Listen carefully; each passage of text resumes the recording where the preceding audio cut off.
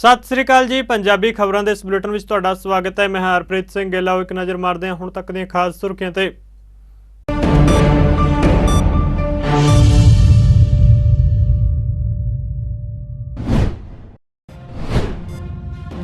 नीति आयोग की 8वीं governing council की बैठक। प्रधानमंत्री नरेंद्र मोदी की अगवाई में हुई बैठक।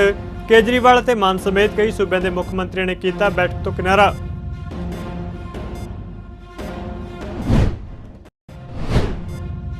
दिल्ली के मुख्यमंत्री अरविंद केजरीवाल ने तेलंगाना के मुख्यमंत्री चंद्रशेखर राव नाल की मुलाकात।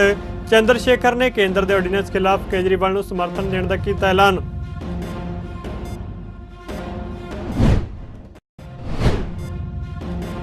कौमांतरी बाजार में कच्चे तेल की कीमत में आई तेजी। देश में पेट्रोल डीजल की कीमत में होया वाधा। आम लोगों पर वधिया वित्ती बोझ।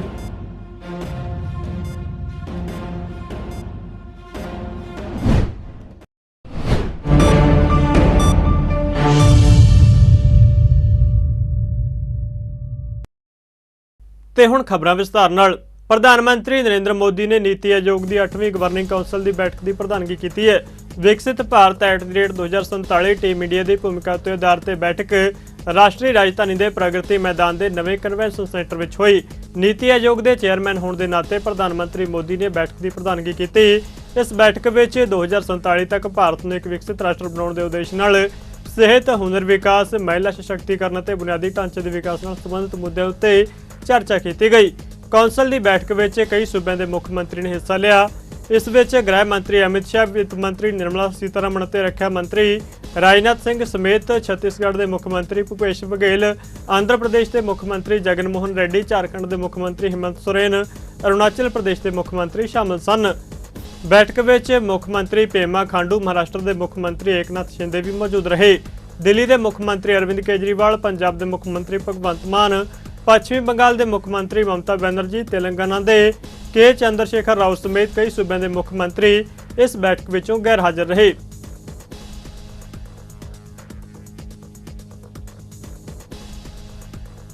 पंजाब के मुख्यमंत्री भगवंत मान ने नीति आयोग की बैठक में गैर हाजिरी उत्ते प्रतिक्रिया दी है।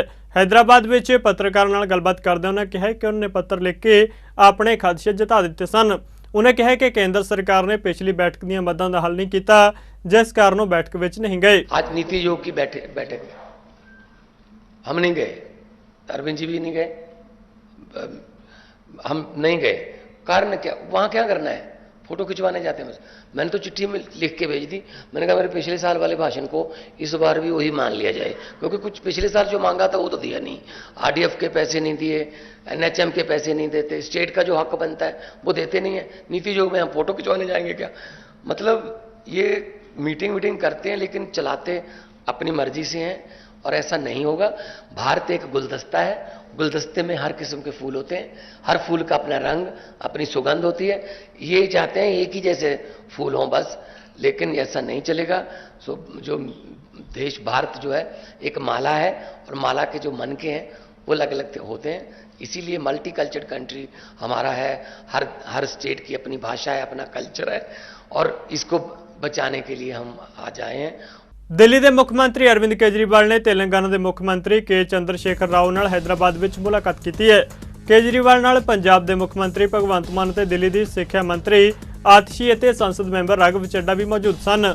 उन्होंने मुख्यमंत्री रिहायश प्रगति भवन में उन्हां नाल मुलाकात की। केजरीवाल ते उनकी टीम ने राष्ट्रीय राजधानी दिल्ली में सेवावां के कंट्रोल नाल संबंधित केंद्र के ऑर्डीनेंस का विरोध करने लई भारत राष्ट्र कमेटी BRS का समर्थन मंगया और चंद्रशेखर ने उन्होंने समर्थन देने का ऐलान भी कर दिता। केजरीवाल ने ऑर्डीनेंस खिलाफ समर्थन हासिल करने लई गैर भाजपा शासित दलों के नेतावां नाल लगातार संपर्क साधा होया है, तां जो इस बारे बिल आए जाने ते केंद्र सरकार की कोशिश राज्यसभा में असफल कर दी जाए। I can say without iota of doubt, it is insult to the state, the Delhi state people. It is the public mandate. The government has not been nominated by anybody. Government has been mandated by the people of Delhi state. ఇది వ్యక్తులకు అరవింద్ కేజ్రీవాల్ గారు కాదు, insult to the people of Delhi. వాళ్ళు కూడా రేపు బుద్ధి చెప్తారు ఖచ్చితంగా ప్రభుత్వానికి. वो भी सबक सिखाएंगे. तो इसलिए हम लोग अनुरोध करते हैं मोदी जी, आप ऑर्डिनेंस विथड्रा कीजिए. ये अच्छा नहीं है. आप इमरजेंसी की बात ही फिर दोहरा रहे हो, वही बात ला रहे हो. देश में इमरजेंसी आने से पहले भी ऐसी स्थितियां थे। जब इलाहाबाद हाईकोर्ट ने एक जजमेंट दिया, उसके खिलाफ में ऐसे ऑर्डिनेंस जैसा कॉन्स्टिट्यूशन अमेंडमेंट करके गड़बड़ किए थे, उसके बाद it was followed by emergency. आप भी उसी रास्ते में हो। भाजपा के नेता हमेशा गला पाड़ पाड़ के बोलते हैं कि भाई इमरजेंसी के काले दिन, इमरजेंसी के काले। आप कौन से अच्छे दिन है? ये क्या अच्छे दिन है? इमरजेंसी के काले दिन से भी बुरा है। It's worse than emergency. You are not allowing the people's elected, very popularly elected Delhi government to function.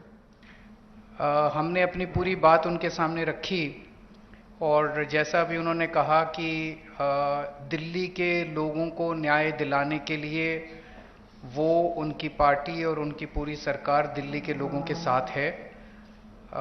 ये बात केवल दिल्ली की नहीं है, ये बात देश के जनतंत्र को बचाने की है। जो अध्यादेश पारित किया गया है वो देश के जनतंत्र के खिलाफ है, संविधान के खिलाफ है। सो उनकी सपोर्ट से हमें बहुत ताकत मिली है और हम इस सपोर्ट के लिए मैं पूरे दिल्ली के लोगों की तरफ से उनका तहे दिल से शुक्रिया अदा करना चाहता हूँ। 8 साल की हमारी लड़ाई के बाद 11 मई को, अभी पिछले कुछ दिन पहले, सुप्रीम कोर्ट की संविधान कॉन्स्टिट्यूशन बेंच ने 5 जजों ने मिलकर 5-0 से दिल्ली के लोगों के हक में फैसला दिया। 8 साल की लड़ाई के बाद दिल्ली के लोगों को न्याय मिला कि उनकी चुनी हुई सरकार को काम करने का अधिकार मिला। हमें 8 साल लग गए उस नोटिफिकेशन को कैंसिल कराने में और न्याय लेने में। उसके 8 दिन के अंदर 11 मई को ऑर्डर आया सुप्रीम कोर्ट का। 19 मई को मोदी सरकार ने ऑर्डिनेंस लाके सुप्रीम कोर्ट के ऑर्डर को निरस्त कर दिया, पलट दिया। पूरे देश भर में लोग कह रहे हैं कि जिस देश का प्रधानमंत्री सुप्रीम कोर्ट को नहीं मानता, सुप्रीम कोर्ट के आदेश को नहीं मानता, फिर न्याय लेने के लिए लोग कहां जाएंगे? राव साहब ने, अरविंद केजरीवाल साहब ने बता ही दिया कि देश के लोकतंत्र को बचाने की लड़ाई हम लड़ रहे हैं। एलजी जो है वो सिलेक्टेड है और दिल्ली की गवर्नमेंट इलेक्टेड है। तो डेमोक्रेसी में इलेक्टेड जो लोग हैं वो फैसले लेते हैं, ना कि सिलेक्टेड।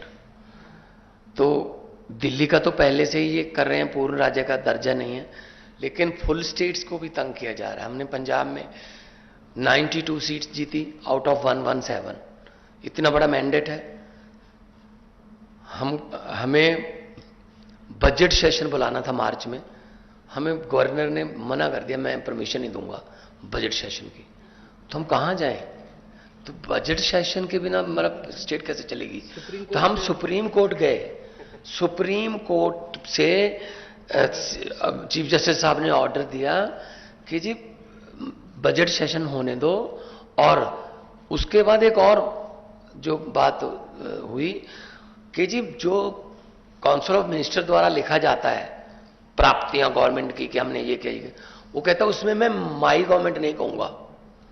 हमने कहा जी आप ही तो सम्मान कर रहे हो विधानसभा, आप माई गवर्नमेंट नहीं कहोगे तो क्या कहोगे? कहते मैं दिस गवर्नमेंट कहूंगा। फिर सुप्रीम कोर्ट जाना पड़ा कि जी माई गवर्नमेंट तो बोलना पड़ेगा इनको। तब जाके उन्होंने, सुप्रीम कोर्ट ने कहा कि you have to read it word by word, you can not change. जैसे तमिलनाडु में कर लिया था, स्टालिन जी के पास जो उन्होंने लिख के दिया था वो और था, गवर्नर कुछ और बोल रहा था। इन्होंने मन बना रखा है, जैसा कि अरविंद जी ने कहा, अगर इलेक्शन से नहीं जीते तो बाई इलेक्शन से जीत जाते हैं, कि मतलब बंदे तोड़ो और बाई इलेक्शन करा लो और कर लो। तो ये बहुत फेडरल स्ट्रक्चर के लिए बहुत घातक है और देश बचाने की लड़ाई लड़ रहे हैं। ਆਮ ਆਦਮੀ ਪਾਰਟੀ ਦੇ ਸੰਸਦ ਮੈਂਬਰ ਸੰਜੇ ਸਿੰਘ ਨੇ ਭਾਜਪਾ ਦੀ ਅਗਵਾਈ ਵਾਲੀ ਕੇਂਦਰ ਸਰਕਾਰ ਵੱਲੋਂ ਐਨਫੋਰਸਮੈਂਟ ਡਾਇਰੈਕਟੋਰੇਟ ਰਾਹੀਂ ਆਪਣੇ ਕਰੀਬੀ ਸਹਿਯੋਗੀਆਂ ਦੇ ਕਈ ਟਿਕਾਣਿਆਂ ਉੱਤੇ ਮਾਰੇ ਗਏ ਛਾਪਿਆਂ ਨੂੰ ਲੈ ਕੇ ਇੱਕ ਵਾਰ ਫਿਰ ਮੋਦੀ ਸਰਕਾਰ ਦੀ ਆਲੋਚਨਾ ਕੀਤੀ ਹੈ। उन्हें कहा कि वो इस मामले में अदालत को जांच एजेंसी विरुद्ध शिकायत दर्ज करवाउणगे। आम आदमी पार्टी के संसद मैंबर संजय सिंह ने भी कहा कि प्रधानमंत्री आम आदमी पार्टी के नेताओं के मगर पए हुए ने ते उन्हां नूं जेल का डर विखाया जा रहा है। मैं हमारे तीनों साथियों पे जो फर्जी, बेबुनियाद और मुझे बदनाम करने के लिए हताशा में प्रधानमंत्री नरेंद्र मोदी के निर्देश पर ईडी ने कार्रवाई की है, इस पूरे मामले की शिकायत न्यायालय में करूंगा। उनके घर पे कुछ भी नहीं निकला, उनके फोन बताइए जब्त कर लिए। किसी के फोन में उसके परिवार की फ़ोटो होती है, उसके अपनी फ़ोटो होती है, वीडियो होते हैं परिवार के साथ, वो सब आप रख के उसको देख रहे हो। लेकिन मेरे चैट जरूर पढ़ना, बहुत अच्छा लगेगा मोदी जी आपको। और ईडी वालों से कहना चाहता हूं, अपने आका को मेरी और सर्वेश मिश्रा और अजीत त्यागी और विवेक त्यागी की चैट पढ़ाना, और जो जो मिले वो सब बताना दिखाना। मजाक बना रखा है। सबकी सीजर रिपोर्ट पढ़ लीजिए तीनों घरों से। क्या ले जा रहे हैं? मोबाइल उठा के ले जा रहे हैं। तो इन सारे मामलों की शिकायत न्यायालय में करूंगा, क्योंकि पहले भी न्यायालय के सामने उन्होंने लिखकर गलती मानी है कि 3 जगहों पे 3 चार्जशीट में संजय सिंह का नाम, 3 चार्जशीट में संजय सिंह का नाम गलती से आ गया है। इसको ठीक करना है। और हताशा, निराशा, इस बात की पीड़ा कि अरे यार इस आदमी के खिलाफ तो कुछ मिला नहीं, मोदी जी का आदेश निर्देश, फंसाने की साजिश। बोले बस पकड़ो इसको किसी भी तरीके से। बोले साहब इस पे तो कुछ नहीं मिल रहा, बोले इसके साथ वालों को पकड़ो। तो मैंने अपने घर पे बोर्ड लगा दिया है कि संजय सिंह से 5 गज की दूरी बनाकर रखें। ईडी किसी भी वक्त छापा मार सकती है, आज्ञा से नरेंद्र मोदी भारत के प्रधानमंत्री। ਫਾਜ਼ਿਲਕਾ ਦੇ ਵਿਧਾਇਕ ਨਰਿੰਦਰਪਾਲ ਸਿੰਘ ਸਭਨਾ ਨੇ ਸੂਬੇ ਦੇ ਵਿੱਤ ਮੰਤਰੀ ਹਰਪਾਲ ਸਿੰਘ ਚੀਮਾ ਨੂੰ ਮਿਲ ਕੇ ਸਹਿਕਾਰੀ ਖੰਡ ਮਿਲ ਬੋਦੀਵਾਲਾ ਪੀਥਾ ਦੇ ਕਰਮਚਾਰੀਆਂ ਦੇ ਤਨਖਾਹਾਂ ਦੇ ਬਕਾਏ ਜਾਰੀ ਕਰਨ ਦੀ ਮੰਗ ਕੀਤੀ ਹੈ। ਵਿਧਾਇਕ ਨਰਿੰਦਰਪਾਲ ਸਿੰਘ ਸਭਨਾ ਨੇ ਇਸ ਮੁਲਾਕਾਤ ਦੌਰਾਨ ਕਰਮਚਾਰੀਆਂ ਦੀ ਬਕਾਇਆ ਤਨਖਾਹ ਦੇਣ ਲਈ ਪਹਿਲੀ ਕਿਸ਼ਤ ਵਜੋਂ ਜਾਰੀ ਕੀਤੇ 10 ਕਰੋੜ ਰੁਪਏ ਲਈ ਵਿੱਤ ਮੰਤਰੀ ਦਾ ਧੰਨਵਾਦ ਕੀਤਾ ਅਤੇ ਦੱਸਿਆ ਕਿ ਹਾਲੇ ਵੀ ਲਗਭਗ 9 ਕਰੋੜ ਰੁਪਏ ਤਨਖਾਹਾਂ ਦੇ ਬਕਾਏ ਨੇ, ਜਿਨ੍ਹਾਂ ਨੂੰ ਜਲਦ ਜਾਰੀ ਕੀਤਾ ਜਾਵੇ। ਕੌਮਾਂਤਰੀ ਬਾਜ਼ਾਰ ਵਿੱਚ ਕੱਚੇ ਤੇਲ ਦੀ ਕੀਮਤ ਵਿੱਚ ਅੱਜ ਥੋੜੀ ਤੇਜ਼ੀ ਦੇਖਣ ਨੂੰ ਮਿਲ ਰਹੀ ਹੈ। ਹਰਿਆਣਾ, ਪੰਜਾਬ ਸਮੇਤ ਕਈ ਸੂਬਿਆਂ ਵਿੱਚ ਪੈਟਰੋਲ ਅਤੇ ਡੀਜ਼ਲ ਦੇ ਰੇਟ ਵੱਧ ਗਏ ਨੇ। ਹਰਿਆਣਾ ਵਿੱਚ ਪੈਟਰੋਲ ਅਤੇ ਡੀਜ਼ਲ 21 ਪੈਸੇ ਵੱਧ ਕੇ ਵਿਕ ਰਹੇ ਨੇ। ਪੰਜਾਬ, ਗੁਜਰਾਤ, ਮਹਾਰਾਸ਼ਟਰ ਵਿੱਚ ਵੀ ਪੈਟਰੋਲ ਤੇ ਡੀਜ਼ਲ ਦੇ ਰੇਟ ਵਿੱਚ ਵਾਧਾ ਹੋਇਆ ਹੈ। WTI ਕਰੂਡ 1.17% ਦੀ बढ़त ਨਾਲ $72.67 ਪ੍ਰਤੀ ਬੈਰਲ ਤੇ ਟ੍ਰੇਡ ਕਰ ਰਿਹਾ ਹੈ। ब्रेंट क्रूड 0.69% वध के $76.95 प्रति बैरल उत्ते बिक रहा है। देश में तेल मार्केटिंग कंपनियों ने पेट्रोल डीजल के ताज़ा रेट जारी कर दिते हैं। भारत में हर सवेरे 6 बजे ईंधन के रेटों में सोध की जाती है। जून 2017 तो पहला कीमतों में सोध हर 15 दिन के बाद की जाती सी।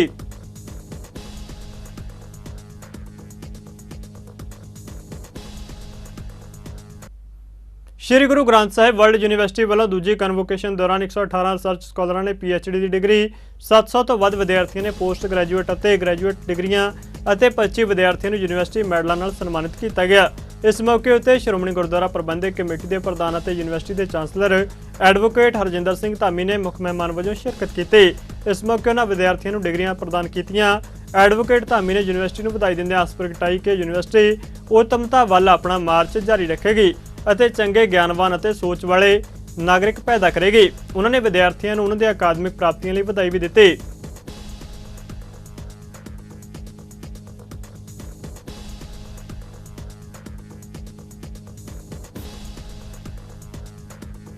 ਇਸ ਮਹਾਨ ਸ਼ਹੀਦਾਂ ਦੀ ਧਰਤੀ ਦੇ ਉੱਤੇ ਕਿਸੇ ਵੇਲੇ ਪੰਥ ਰਤਨ ਜਥੇਦਾਰ ਗੁਰਚਰਨ ਸਿੰਘ ਜੀ ਟੌੜਾ, क्योंकि उन्होंने होम मैं कह लवां टाउन ते डिस्ट्रिक्ट सी, जिन्हां ने इस धरती दे उत्ते हब ऑफ एजुकेशन जिहड़ा वो तैयार किया। उन्हां तो बाद श्रोमणी गुरुद्वारा प्रबंधक कमेटी ने बड़े लंबे अरसे का सुपना सी सरदार प्रकाश सिंह जी बादल होना दा, श्री गुरु ग्रंथ साहिब यूनिवर्सिटी जिहड़ी आ इत्थे उहदी स्थापना की। सो गुरु ग्रंथ साहिब यूनिवर्सिटी की अज एनुअल, क्योंकि पिछे कोविड पै गया, होर कुछ इदां दे सिस्टम आउंदे रहे, समय च खड़ोत आ गई। अज उहदी कन्वोकेशन दे विच बहुत सारे बच्चों नूं जिहड़ियां डिग्रियां प्रदान कर रही हैं। सो गुरु साहब किरपा करन, जिहड़ी यूनिवर्सिटी आ इहदा ऑबजैक्ट तां असीं कुछ होर रख के चले सी, पर समय दी हानि बन लई कई बारी फिर तब्दीलियां भी करनियां पैंदियां। सो गुरु साहब किरपा करन, जिहड़े नवे बच्चों ने डिग्रियां हासिल कर रही अपने कम्मां कारां ते भी लगे आ। एक चाह हुंदा जिसले बंदे नूं वो डिग्री प्रदान हुंदी आ, ਉਹ ਸਾਰੀ ਉਮਰ ਦਾ ਫਿਰ ਉਹਦਾ ਇੱਕ ਸੁਪਨਾ ਜਿਹੜਾ ਆ ਉਹ ਪੂਰਾ ਹੁੰਦਾ। ਸੋ ਬੱਚਿਆਂ ਨੂੰ ਵੀ ਵਧਾਈਆਂ ਦਿੰਦਾ। ਸਾਡਾ ਸਮੁੱਚਾ ਪ੍ਰੋ ਚਾਂਸਲਰ ਸਾਹਿਬ, BC ਸਾਹਿਬ, ਸਾਡੇ ਪੁਰਾਣੇ ਸਾਥੀ ਜਿਨ੍ਹਾਂ ਨੇ ਬਹੁਤ ਬੱਚੇ ਅਸੀਂ ਤਾਂ ਇਹਨਾਂ ਦੇ ਉਮਰ ਦੇ ਮੁਤਾਬਕ, ਸੋ ਇਹਨਾਂ ਸਾਰਿਆਂ ਨੇ, ਔਰ ਰੀਆ ਸਾਹਿਬ ਆ, ਸਾਡੇ ਕੈਂਪੂਰੀ ਸਾਹਿਬ ਅੱਜ ਸਾਰੇ ਆਏ ਆ, ਚੀਮਾ ਸਾਹਿਬ ਆ, ਸੋ ਸਾਰਿਆਂ ਨੂੰ ਵਧਾਈ ਵੀ ਦਿੰਦਾ। ਆਉਣ ਵਾਲੀ 29 ਮਈ ਨੂੰ ਸਿੱਧੂ ਮੂਸੇਵਾਲ ਦੀ ਮੌਤ ਨੂੰ 1 ਸਾਲ ਹੋ ਜਾਵੇਗਾ। ਸਿੱਧੂ ਮੂਸੇਵਾਲ ਦਾ 29 ਮਈ 2022 ਨੂੰ ਮਾਨਸਾ ਦੇ ਪਿੰਡ ਜਵਾਹਰ ਕੇ ਵਿੱਚ ਗੋਲੀਆਂ ਮਾਰ ਕੇ ਕਤਲ ਕਰ ਦਿੱਤਾ ਗਿਆ ਸੀ। ਹੁਣ ਉਸ ਦੀ ਯਾਦ ਵਿੱਚ ਉਸ ਦੇ ਪਿੰਡ ਮੂਸਾ ਦੇ ਗੁਰਦੁਆਰਾ ਸਾਹਿਬ ਵਿੱਚ ਭੋਗ ਪਾਏ ਜਾਣਗੇ ਅਤੇ 30 ਮਈ ਨੂੰ ਪਿੰਡ ਮੂਸਾ ਵਿੱਚ ਸਿੱਧੂ ਮੂਸੇਵਾਲ ਦੀ ਯਾਦ ਵਿੱਚ ਖੂਨਦਾਨ ਕੈਂਪ ਲਗਾਇਆ ਜਾਵੇਗਾ। ਇਹ ਜਾਣਕਾਰੀ ਸਿੱਧੂ ਮੂਸੇਵਾਲ ਦੇ ਤਾਏ ਚਮਕੌਰ ਸਿੰਘ ਵੱਲੋਂ ਦਿੱਤੀ ਗਈ ਹੈ। ਉਹਨਾਂ ਕਿਹਾ ਕਿ ਮੂਸੇਵਾਲਾ ਨੂੰ ਦੁਨੀਆ ਤੋਂ ਗਏ ਹੋਏ ਨੂੰ ਭਾਵੇਂ 1 ਸਾਲ ਹੋਣ ਵਾਲਾ, ਪਰ ਉਹ ਆਪਣੇ ਗੀਤਾਂ ਰਾਹੀਂ ਅੱਜ ਵੀ ਆਪਣੇ ਚਾਹਣ ਵਾਲਿਆਂ ਦੇ ਦਿਲਾਂ ਵਿੱਚ ਜਿੰਦਾ ਹੈ। ਇਸ ਤੋਂ ਇਲਾਵਾ ਚਮਕੌਰ ਸਿੰਘ ਨੇ ਵੀ ਜਾਣਕਾਰੀ ਦਿੱਤੀ ਕਿ ਮੂਸੇਵਾਲ ਦੀ ਯਾਦ ਵਿੱਚ ਮਾਨਸਾ ਦੇ ਗੁਰਦੁਆਰਾ ਚੌਕ ਤੋਂ ਬੱਸ ਅੱਡਾ ਚੌਕ ਤੱਕ ਮੂਸੇਵਾਲ ਨੂੰ ਇਨਸਾਫ ਦਿਵਾਉਣ ਲਈ ਰੋਸ ਮਾਰਚ ਕੱਢਿਆ ਜਾਵੇਗਾ। ਇਸ ਮੌਕੇ ਮੂਸੇਵਾਲ ਦੇ ਪ੍ਰਸ਼ੰਸਕਾਂ ਨੂੰ ਮੂਸਾ ਪਿੰਡ ਪਹੁੰਚਣ ਦੀ ਅਪੀਲ ਕੀਤੀ ਗਈ ਹੈ।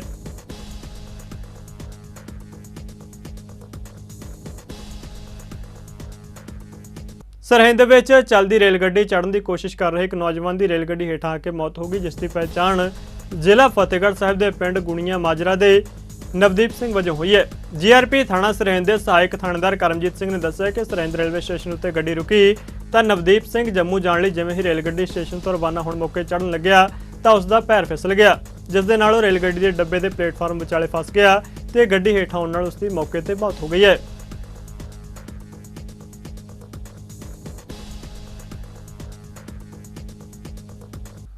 ਨਸ਼ਿਆਂ ਦੇ ਵਗ ਰਹੇ 6ਵੇਂ ਦਰਿਆ ਨੇ ਇੱਕ ਹੋਰ ਨੌਜਵਾਨ ਦੀ ਜਾਨ ਲੈ ਲਈ। ਨੌਜਵਾਨ ਦੀ ਮੌਤ ਦਾ ਪਤਾ ਉਸ ਵੇਲੇ ਲੱਗਿਆ ਜਦੋਂ ਕਸਬਾ ਨਥਾਣਾ ਸਰਹੰਦ ਕਨਾਲ ਦੇ ਨੇੜੇ ਜੰਗਲ ਵਿੱਚੋਂ ਮੁਸ਼ਕ ਆਉਣ ਲੱਗਿਆ। ਰਾਹਗੀਰ ਵੱਲੋਂ ਇਸ ਦੀ ਸੂਚਨਾ ਸਮਾਜ ਸੇਵੀ ਸੰਸਥਾ ਦੇ ਨੁਮਾਇੰਦਿਆਂ ਨੂੰ ਦਿੱਤੀ ਗਈ।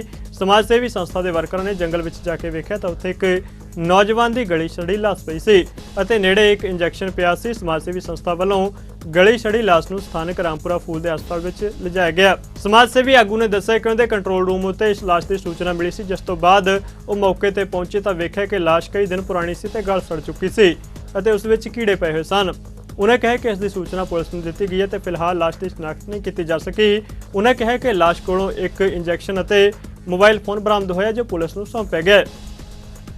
पिंड नथाना दे विच सरहिंद नहर के नेड़े पेड़ां दे झाड़ियां दे विचाले एक व्यक्ति की गली सड़ी लाश पई होने की सूचना मिलण ते साडी संस्था नौजवान वैलफेयर सोसाइटी की टीम साडे वलंटियर हर्षित चावला की अगवाई दे विच मौके ते पहुंची, जिथे पुलिस टीम भी मौके ते पहुंची।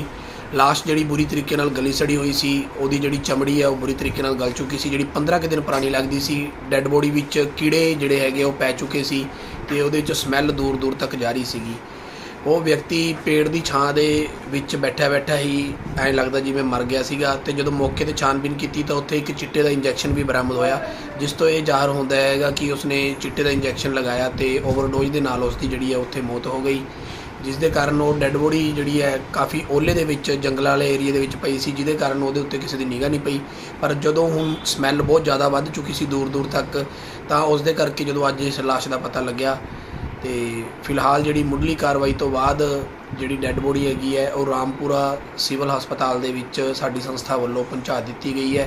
पंजाबी खबरां दे इस बुलेटिन च फिलहाल नहीं जांदे नज़र मारदे हां मौसम दे हाल ते। तुसीं बने रहो चढ़दी कला टाइम टीवी दे नाल। धन्नवाद।